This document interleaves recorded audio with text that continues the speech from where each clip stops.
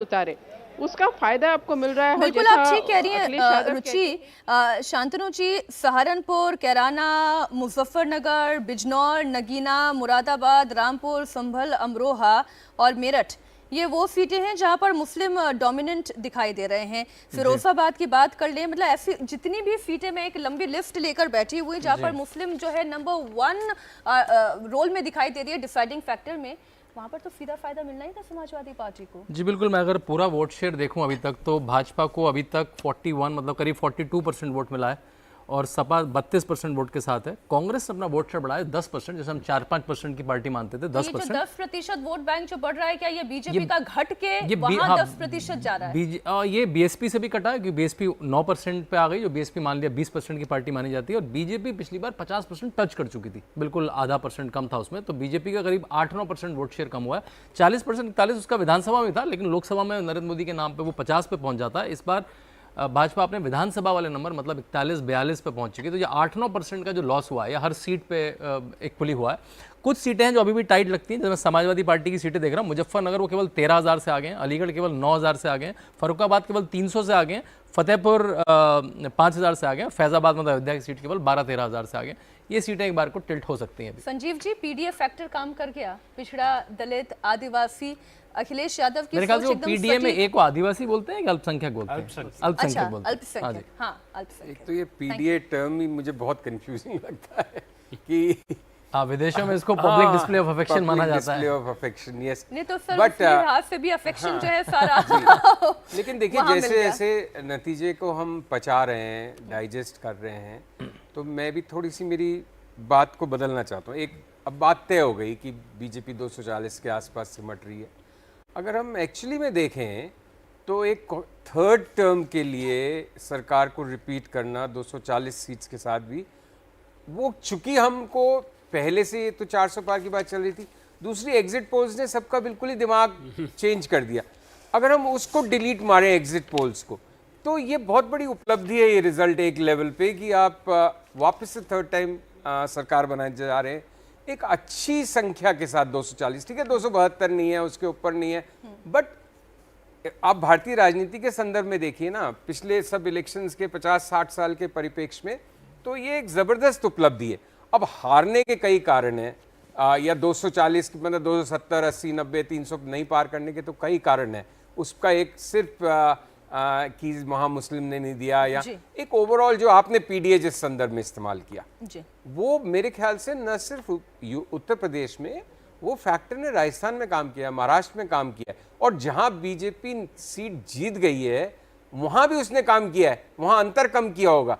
तो एक बड़ी संख्या में इस इलेक्शन का अगर आप बड़ा मैसेज देखेंगे तो बड़ी संख्या में मुसलमानों का कंसोलिडेशन वोट एक हमेशा से होता है। इस बार वो दूसरी पार्टियों को नहीं गया, ओवैसी, बीएसपी, इधर उधर कहीं नहीं बिखरा, लेकिन असली में शेड्यूल्ड कास्ट का वोट खिसकना देश भर में, वो एक बड़ा फैक्टर है। ये या दूसरे शब्दों में कह ले सर कि हिंदू वोट बैंक जो है वो विभक्त हो गया है। मैं एक बार 2-3 और जातियों की बात कर लेती हूँ। जाट सीटें, जाट सीटों पर, जहां पर जाट समुदाय की बहुलता है, वहां पर वोट कहां जाता दिखाई दे रहा है। उत्तर प्रदेश में अगर जाटों की बात करें, आरएलडी को इसीलिए बीजेपी ने अपने साथ वो लेकर आई, ये एक गठबंधन हुआ और आखिरी दौर में देवेंद्र ये अलायंस हुआ था, और ये कहा गया जयंत चौधरी के आ जाने से जाटों का पूरा वोट बैंक वो शिफ्ट हो जाएगा, लेकिन क्या ऐसा हुआ? ऐसा लगता नहीं है। ब्राह्मण सीटों की भी बात कर लें, ये जरा इसका भी ग्राफिक जरा डिस्प्ले कर दें। ब्राह्मण सीटों की अगर बात की जाए, 11 बीजेपी के पास, 4 समाजवादी पार्टी के पास। अब ये आप कह सकते हैं राहुल जी कि अगड़ी जाति का भी तो वोट बढ़ गया फिर। देखिए, मैं जिस तरह से इसको देख रहा हूँ, अगर आप उत्तर प्रदेश को देखेंगे तो इस बार ये ध्यान रखना चाहिए 2% कम वोटिंग हुई है, और ये भी देखा गया है कि मुस्लिम बहुल इलाकों में ज़्यादा वोटिंग हुई है। तो ये एक तो ये फैक्टर है, और दूसरा जैसे मैं ये भी बता रहा था कि मुस्लिम समुदाय ने 52% जो वोट पहले करता था, उसने विपक्ष के लिए 76% वोट किया। मेजर शिफ्ट है। यादवों ने 14% ज़्यादा वोट किया है। ओबीसी ने वोट 2% अगर जो है वो एनडीए का बड़ा है, तो ओबीसी का 11% वोट जो है वो विपक्ष के लिए बड़ा है। तो ये सब बातें कहती है। अगर मैं उसकी अगर दूसरी विभिन्न जातियों में चला जाऊं, जैसे एसटी में एसटी ने 2% 1% ज़्यादा वोट बीजेपी को दिया है, ऐसा नहीं है। अदर ओबीसी का मैंने बता दिया, जनरल कास्ट में 4% वोट ज़्यादा पड़ा है और बीजेपी को। एससी का भी नहीं आया हुआ, एससी का होता तो मैं आपको शुरू ही बता देता। अदर कास्ट का आया है, अदर कास्ट का 4% वोट बीजेपी को ज़्यादा पड़ा है। तो इसमें मुझे लगता है कि एक तो 2% का ये जो फैक्टर है कि 2% कम वोट उत्तर प्रदेश में पड़ा, वो कहीं ना कहीं मुझे लगता है कि ऐसा भी हुआ होगा कि कहीं ना कहीं बीजेपी काडर में एक कंप्लेंसी होगी कि क्या हम जीत ही रहे हैं, क्यों जाना है टाइप। दूसरा जो बार बार बीजेपी ने ये कहा कि मुस्लिम समुदाय का आरक्षण जो है वो छीन लिया जाएगा, और ये जो उन्होंने इंडिकेशन दिया उसके कारण मुस्लिम समुदाय पूरी तरह से एकजुट होकर उन्होंने वोट किया, ये भी दिखाई देता है। तो ऐसे में ये साफ है कि ये बड़े बड़े कारण रहे होंगे जिसके कारण उत्तर प्रदेश का ऐसा रिजल्ट है। जहां तक जाट की आपने बात की, ओबीसी जाट जो है वो लगभग मैं ये कहूँगा कि बहुत एक मुश्त जो है, राजस्थान की बात तो मुझे पता है, एक मुश्त ओबीसी जाट जो है वो विपक्ष की तरफ गया। तो राजस्थान की सीटों पर यह समीकरण बट गया। उत्तर प्रदेश में, पश्चिमी उत्तर प्रदेश में कैसे बटा, ये देखने वाली बात है कि किस तरह से जाट वोट अदर कास्ट में अगर हम वो तो देखिए थोड़ा ग्राउंड रिपोर्ट भी हम ले लेते हैं। कुछ सीटों की पहले हम बात कर लेते हैं और विशाल भी हमारे सहयोगी जुड़ गए हैं। विशाल, जो मोटी बात समझ में आती है वो ये कि मुस्लिम यादव एक तरफ और हिंदू वोट बाकी जितना था वो सारा डिवाइड हो गया, और इसलिए ये उत्तर प्रदेश का नतीजा देख रहे हैं। उसका क्या हुआ संजीव बालियान का? 13,000। मीनाक्षी, इस बात से बिल्कुल इनकार नहीं किया सकता है, जैसा कल भी हम लोग चर्चा कर रहे थे कि मुस्लिम यादव वोट बैंक जो है वो कंसोलिडेट होकर के मिला है इंडिया गठबंधन को उत्तर प्रदेश में, क्योंकि जिस तरीके से सीटों का फिगर्स आ रहा है, जहां 35 समाजवादी पार्टी लीड करती हुई नजर आ रही है और 7 सीटें ऐसी हैं जहां पर कांग्रेस पार्टी लीड करती हुई नजर आ रही है।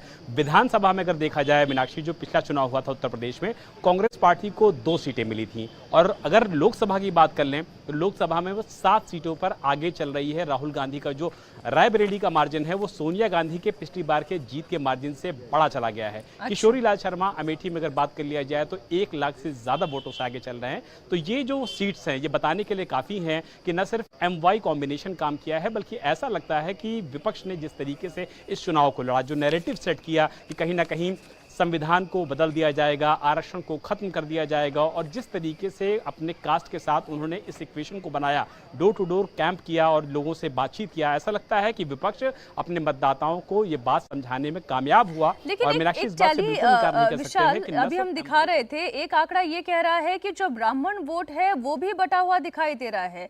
10 अगर बीजेपी के साथ सीटों पर उनका डोमिनेंस दिखाई दे रहा है, तो वहीं दूसरी तरफ समाजवादी पार्टी के पास भी जा रहा है।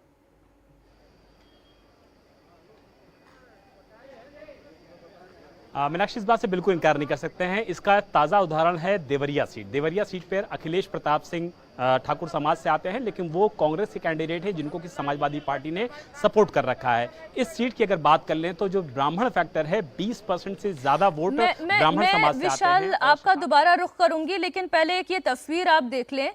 अमित शाह, देश के गृह मंत्री, इस वक्त पहुंच रहे हैं JP नड्डा के घर।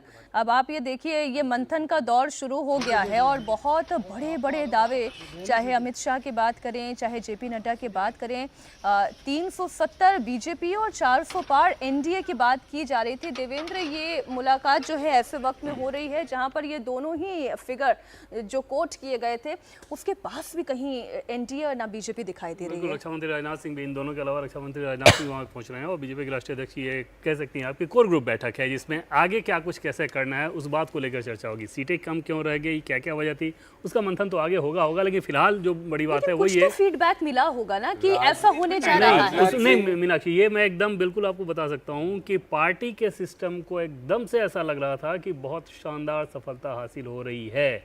उसमें उत्तर प्रदेश को तो लेके दूर दूर तक कोई डाउट नहीं था। थोड़ी बहुत चिंता थी राजस्थान को लेके 5 सीटों की, हरियाणा को लेके थी चिंता की 2 से 3 सीटों की, कर्नाटक की चिंता थी 5 सीटों की। तो वो एक झटका है। दूसरा कास्ट वाली जो आप जी ये बताइए। सर ब्रेक के लिए मुझे ब्रेक के लिए जाना होगा। मैं ब्रेक में देखिए, ये चर्चा तो यूं ही जारी रहेगी, क्योंकि आज जब नरेंद्र मोदी जनता के सामने आएंगे वो क्या बातें रखेंगे, किस तरीके से विश्लेषण होगा, क्यों पार्टी वैसा परफॉर्म नहीं कर पाई जैसा पार्टी एक्सपेक्ट कर रही थी, वो विश्लेषण अब शुरू हो ही जाएगा कुछ ही देर में। यहाँ पर लगातार जारी है। एक छोटा सा ब्रेक, फौरन लौट रहे हैं।